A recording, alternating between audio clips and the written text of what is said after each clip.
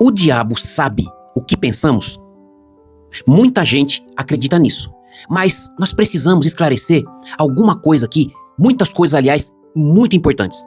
Será que, de alguma maneira, ele consegue saber o que imaginamos? Ou ele consegue atingir os pensamentos de alguma maneira que nos faça, nos obrigue de alguma maneira a pensarmos algumas coisas, que com certeza negativas? Eu vou te responder sobre isso. Atributos ou poderes como onisciência, onipotência e onipresença só pertencem a Deus, mas olha os detalhes. Olha os atributos do inimigo, até onde ele pode chegar nos nossos pensamentos. Vamos lá. Por que o inimigo, de alguma maneira, poderia saber o que estamos pensando?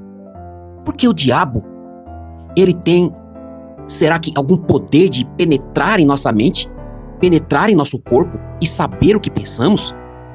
Vamos melhorar isso aqui?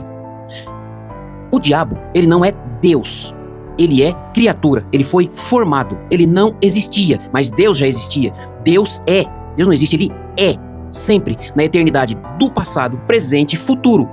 Eu costumo dizer que Deus mora na eternidade do passado e Deus mora na eternidade do futuro. Lá no passado ele sabe tudo o que passou, no presente e lá no futuro ele sabe tudo o que vai acontecer daqui pra frente. Ele sabe tudo, o diabo não. Por quê? Criatura. Foi criado por Deus. Ele era anjo, mas preferiu ser maligno. Ele tem força, mas nunca o poder infinito e a onipotência, a onisciência de Deus e onipresença. Ele tem presença, mas nunca a onipresença. Deus é onipresente. O inimigo, ele não pode estar em todos os lugares porque é um atributo único de Deus. O inimigo, ele tem conhecimento, mas não a onisciência de Deus. Deus conhece nossos pensamentos, mesmo antes de pensarmos. E eu vou te provar isso na Bíblia. Isso é onisciência. E esse atributo pertence somente ao único Deus. Veja no Salmo 139, versículo 1 ao 4. Diz assim, olha que conhecimento que esse salmista tinha. Senhor, tu me sondastes. Ou seja, como um raio-x, Deus olha os pensamentos, o coração, os rins, todas as intenções do homem. E ele disse assim, tu me conheces, Senhor. Tu sabes o meu assentar, o meu levantar, de longe, olha isso aqui, de longe entendes o meu pensamento, ou seja, antes de concluir um pensamento, Deus já sabe há muito tempo o que você vai pensar. O salmista disse no versículo 3 do Salmo 139, cercas o meu andar e o meu deitar e conhece todos os meus caminhos. Agora, olha esse versículo aqui, irmãos, versículo 4 do Salmo 139. Não havendo ainda palavra alguma na minha língua, eis que logo o Senhor sabe tudo. O Senhor conhece todos os meus pensamentos. Então vamos lá, o diabo sabe os nossos pensamentos? Sim ou não, meus irmãos? Sobre nossos pensamentos, o diabo não tem esse poder único de Deus, só que tem um detalhe. O inimigo, ele consegue infiltrar nos nossos pensamentos, colocando maus pensamentos. Eu te provo. Pelas setas inflamadas do maligno, lembra?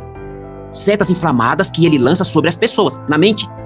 Por isso Paulo disse assim, isso aqui já vai ajudar demais. Não deis lugar ao diabo, Paulo disse. Pensamentos que geram emoções negativas. Eu vou te provar onde e quando ele consegue fazer isso. Não é sempre, é quando você dá brecha. Olha isso. Ele inflama as nossas vontades. Por isso que temos vontades contrárias. Não é só pela carne, ele inflama. São dardos inflamados do maligno para pecarmos. Quando? No ódio. Quando a cabeça ferve, não é só a sua cabeça que está fervendo. São dardos inflamados. Inflamados aqui é uma flecha que vem vindo, tá? Um dardo que está vindo sobre a sua mente com fogo na ponta. E quando entra na sua mente, entra no seu coração, vem com fogo, com veneno, como era na guerra antigamente, inflama e faz você ficar mais irado, com mais ódio. Então, o fogo, ele arde, o sol arde sobre a sua mente. Nas discussões, a mesma coisa. Ele faz você com esses dardos inflamados, com essas flechas com fogo na ponta, pensar imoralidades sexuais, planejar vingança, ódio, fogo na sua mente de ódio. Você xinga nos pensamentos e até na prática, solta, verbaliza palavrões, xinga com ódio. Inflama as vontades para você beber uma bebida alcoólica, para você se drogar, para você tirar sua própria existência ou tirar a de outro. É ele que lança dardos inflamados para fazermos pensar, projetar coisas malignas contra pessoas e contra nós mesmos. Agora, como é que ele age? Em Efésios 6, 10 a 18, você precisa ler isso aqui urgentemente. A Bíblia nos manda usar o escudo da fé para apagar os dardos inflamados do maligno. Olha como a Bíblia tem resposta para tudo, para tudo. Quem não lê Bíblia só erra, só perde.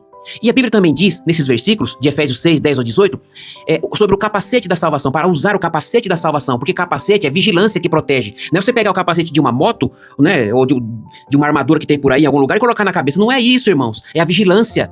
A Bíblia é espiritual. Ela trabalha no espírito.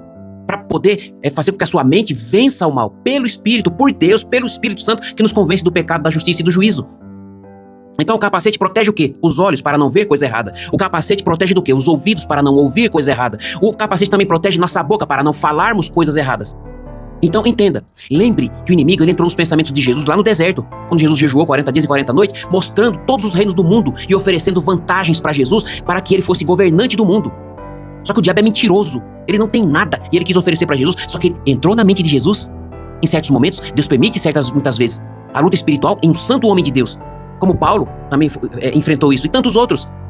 O inimigo também, ele pode entrar nos sonhos. No sonho, entra, vou te provar isso aqui, para causar o quê? Confusão e medo. E sonhos, eles se manifestam em três formas. Eu ainda vou falar sobre isso aqui para vocês detalhadamente. O inimigo, ele entra no sonho, ou naquilo que talvez seja uma revelação, né?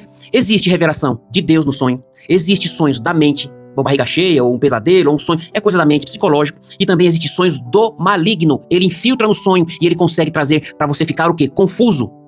Para você ficar o quê? Com medo. Ele consegue trazer perturbação no sono.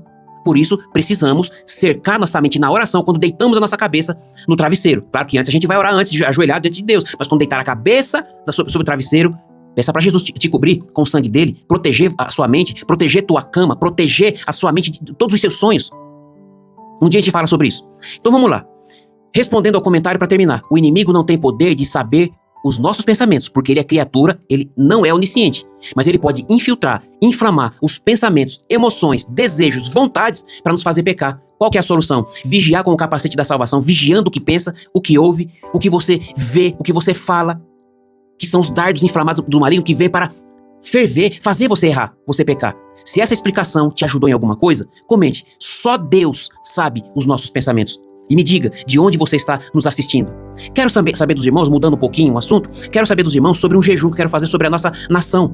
Não para falar sobre de política, nada disso não, é sobre nós, crentes. Então, seria um jejum que eu quero fazer com todos os nossos seguidores e quem mais desejar, não é? Marcando em um domingo, até o fim do ano, para que Deus mande um avivamento de arrependimento, de lágrima, de desejo de santidade nas igrejas do nosso Brasil. Com base em 2 Crônicas 7,14, que é um versículo que minha esposa ama, é um versículo bíblico que diz: se o meu povo, Deus dizendo, se o meu povo, que se chama pelo meu nome, se humilhar e orar e me buscar e se converter dos seus maus caminhos, então eu ouvirei dos céus, perdoarei seus pecados e sararei a sua terra, que tem duas partes espirituais.